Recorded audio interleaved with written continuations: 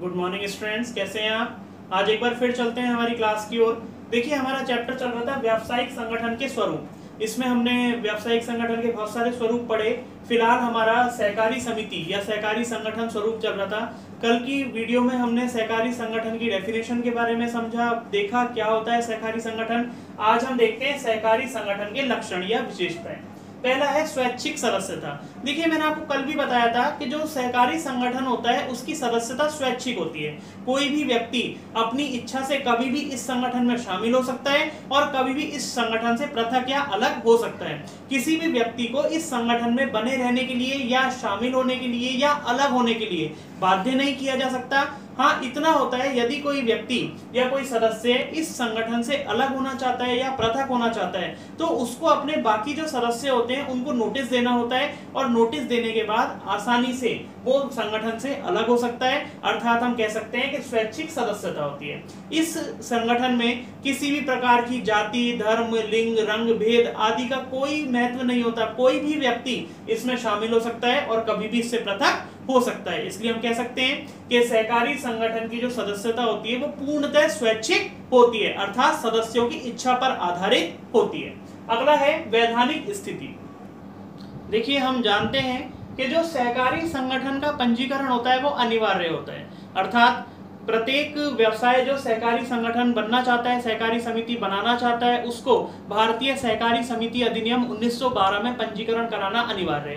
पंजीकरण होने के पश्चात जो सहकारी संगठन होता है उसकी वैधानिक जो स्थिति होती है वो पृथक वैधानिक अस्तित्व की होती है। पृथक वैधानिक अस्तित्व क्या होता है?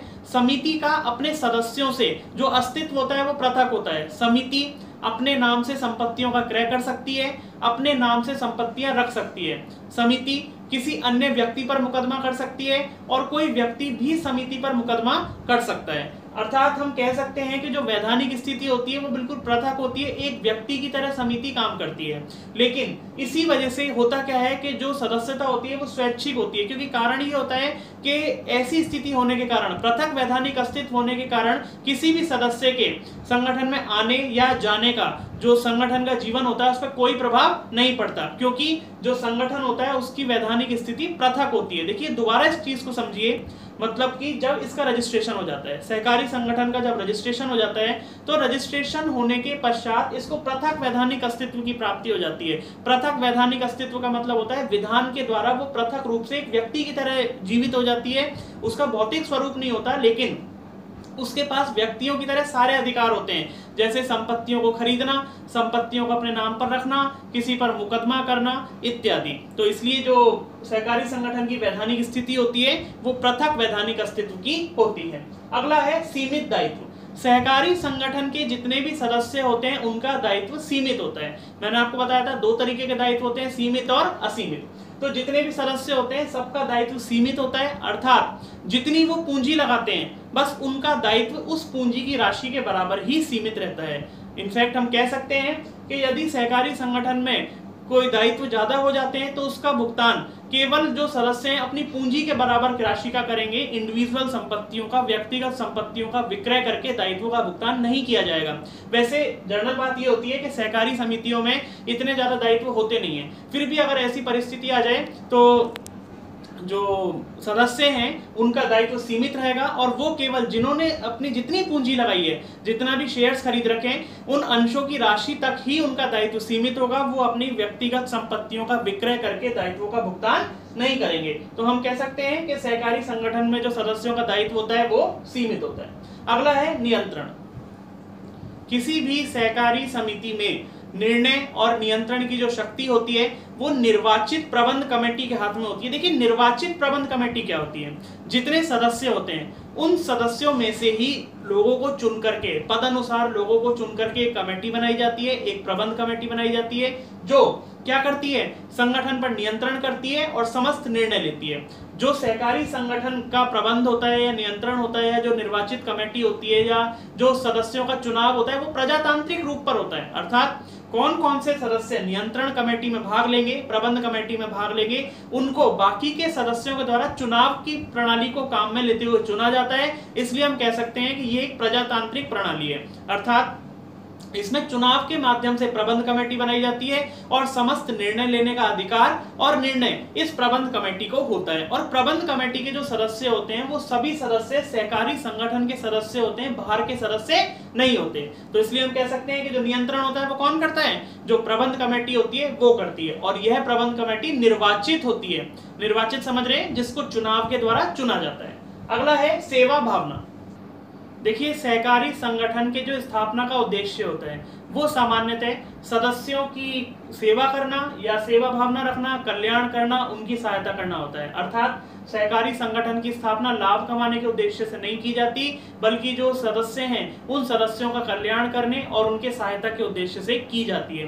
तो इसमें बहुत ज्यादा लाभ नहीं होते। फिर भी अगर सहकारी संगठन के पास कोई आधिक्य आता है, अर्थात कोई लाभ आता है, तो सभी सदस्यों में लाभांश के रूप में उसको वितरित कर दिया जाता है। लेकिन फिर मैं आपको बताता हूं कि जो सहकारी संगठन होते हैं उनका उद्देश्य लाभ कमाने के स्थान पर सेवा भावना पर अधिक जोर दिया जाता है। लाभ हो जाए तो ठीक है, नहीं होए तो कोई बात नहीं, लेकिन जो मेन उद्देश्य होता है वो होता है सदस्यों का कल्याण, उनकी सहायता करना और उनके प्रति सेवा भावना रखना। क्योंकि सहकारिता का सिद्धांत हम पढ़ के आए हैं, एक सबके लिए और सब एक के लिए। अर्थात इसमें सभी लोग किसी एक से उद्देश्य को पाने के लिए मिलकर के काम करते हैं, योजनाएं बनाते हैं और उनका क्रियान्वयन करते हैं। तो इसलिए हम कह सकते हैं कि सहकारी संगठन का जो मुख्य उद्देश्य है वो सेवा भावना है, ना कि लाभ कमाना। तो ये देखिए हमने सहकारी संगठन के लक्षण एक बार शॉर्ट में दोबारा से इनको समझते हैं। स्वैच्छिक सदस्यता, अर्थात कोई भी सदस्य अपनी इच्छा से शामिल हो सकता है और अपनी इच्छा से संगठन से पृथक हो सकता है। वैधानिक अस्तित्व, जो संगठन होता है, सहकारी संगठन होता है, उसको पृथक वैधानिक अस्तित्व प्राप्त होता है। पंजीकरण के पश्चात वो स्वयं के नाम से संपत्ति क्रय कर सकती है, रख सकती है, किसी पर मुकदमा कर सकती है और कोई अन्य व्यक्ति भी उस पर मुकदमा कर सकता है।